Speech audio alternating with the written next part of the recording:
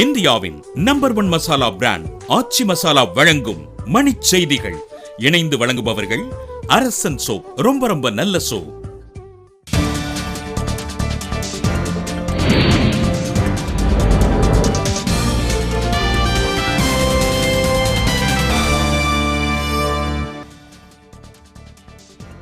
பணமே இல்லாத ஏழைகளின் வங்கிக் கணக்குகளுக்கு 10,000 ரூபாய் வழங்க நடுவண் அரசு திட்டம்.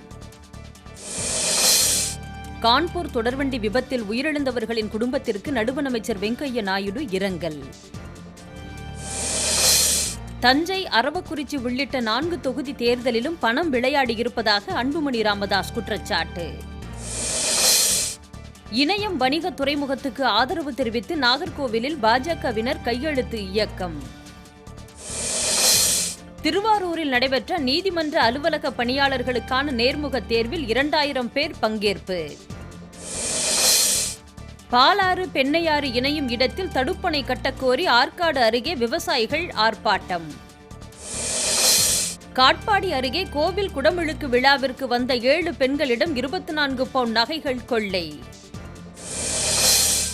திண்டுக்கல் அருகே முறையாக குடிநீர் வழங்காததை கண்டித்து பெண்கள் காலி குடங்களுடன் சாலை மறியல்.